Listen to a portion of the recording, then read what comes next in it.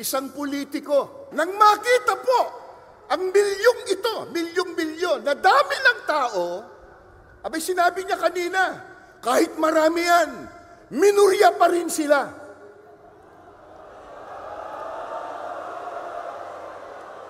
Sino ba nagsabi sa kanya na tayo ang mayorya?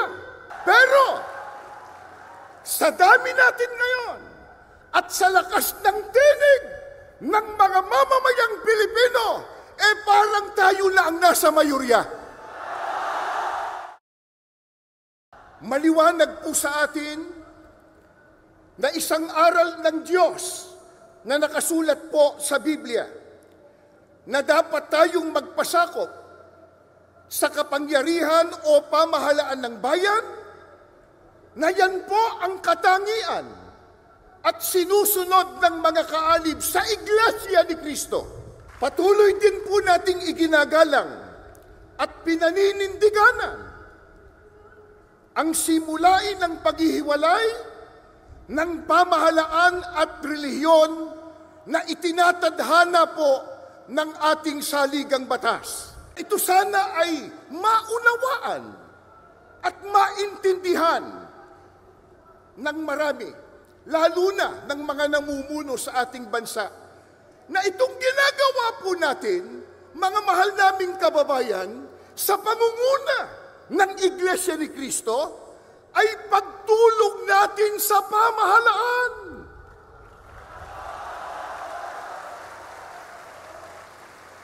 Tumutulong tayo sa kanila na kanilang makita, na kanilang madama ang tunay na damdamin ng taong bayan na naglukluk sa kanila. Mula pa kanina, sa mga naunang nagsalita at maging sa mga video presentation, ay ipinakita na po kung gaano katindi at karami ang problemang dinaranas ng ating bansang Pilipinas, na yan po ang dapat na unahin na asikasuhin at bigyan ng solusyon ng mga naluklok sa tungkulin o namumuno sa ating bansa.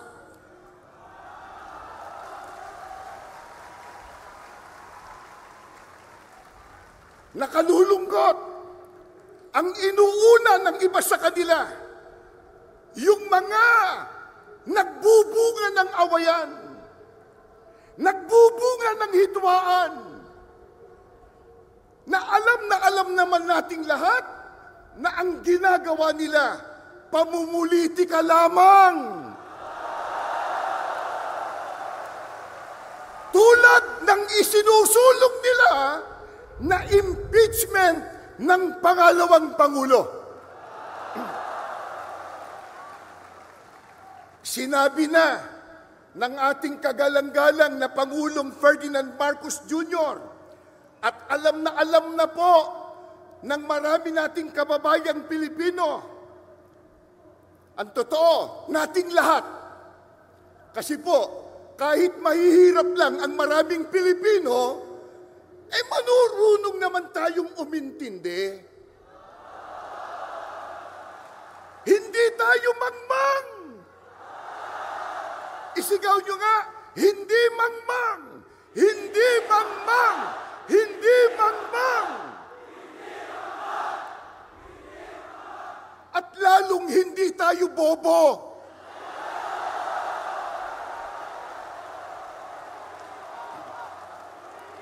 Hindi bobo.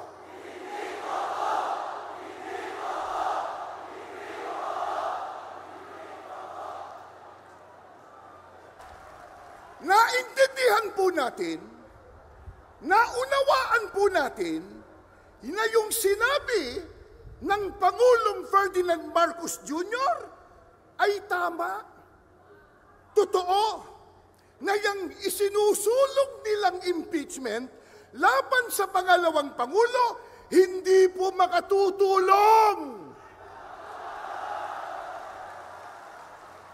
Hindi po makapag-aangat ng kalagayan ng pamumuhay ng kahit isang Pilipino. Ang tanong, yan ba naintindihan ng mga mambabatas? Naintindihan?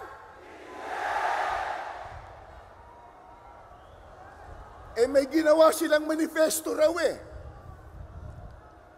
na sila daw ay nagkakaisa na suportahan ang Pangulo ng ating bansa. Kaya lang, nakapagtataka, ang kanilang ginagawa, kabaliktaran.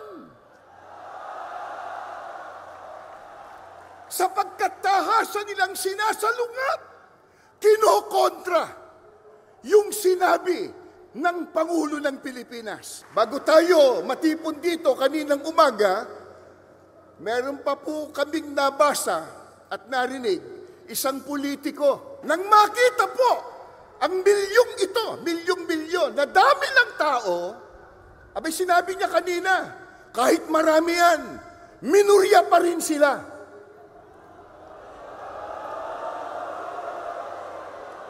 Sino ba nagsabi sa kanya na tayo ang mayorya?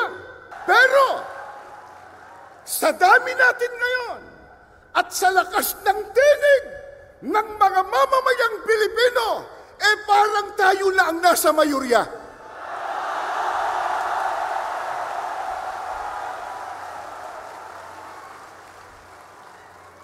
Mga kaibigan, mga kababayan, at mga mahal po naming mga kapatid, hindi maikakaila, matindi na ang problemang nararanasan ng ating bansa, lalo na po sa ekonomiya. Hindi po ba yan ang dapat talagang unahin at bigyang solusyon, bigyang prioridad ng mga namumuno sa ating bansa? Gaya ng nabanggit natin, nakalulungkot po sapagkat hindi yan ang nakikita natin ginagawa ng iba sa kanila. Ang ginagawa ng iba ay nagpapalubha sa problema pangkabuhayan ng Pilipino. Ang magbigat pa, yung ginagawa nila,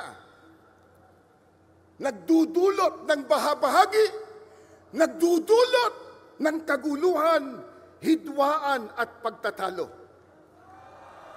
Hindi po natin nais makialam sa pagpapatakbo ng pamahalaan ng ating bansa. Ang maliit na tinig na ngayon ay pinagsasama-sama natin sa ating rally, mapakinggan naman ng pamahalaan. Ang ating mapayapang pagkilos na ito ay wala pong bahid na anumang politika. Alam po ng lahat, marami ang naghihikahos. Marami ang walang trabaho. Hindi pwedeng ikailayan. Nasa estadistika po yan. Isang araw lang, kahapon, di ho ba? Inilabas sa isang survey na 63% sa mga Pilipino ang nagsasabi na sila ay mahirap ang pamumuhay. Yan pong estadistika na yan. First, una, sa mahabang panahon, 63% nagsasabi, mga Pilipino, na sila po ay napakahirap ang buhay. Marami po ang salat na salat sa mga pangunahing pangangailangan. Pagkatapos, nakalulungkot pa, hindi matapos-tapos ang mga kalamidad sa ating bansa. Sunod-sunod na mga bagyo, pagbaha, pagputok pa ng bulkan. At nariyan pa po ang mga digmaan at kaguluhan sa iba't ibang panig ng mundo na sa ayaw man po natin at gusto, maaapektuhan tayo. Ito po ang dahilan. Kaya ating kinakatigan ang ipinahayag ng ating Pangulo na hindi tayo sang-ayon sa impeachment ng Vice Presidente. Dahil nakakaabala lamang yan, yung ganyang mga proceedings, sa pagbibigay po ng solusyon sa mga problemang ating nararanasan. Ngayon ay 2025 na. Sa bagong taon ay unahin ang pag-unlad ng bayan, hindi ang pagbabangayan.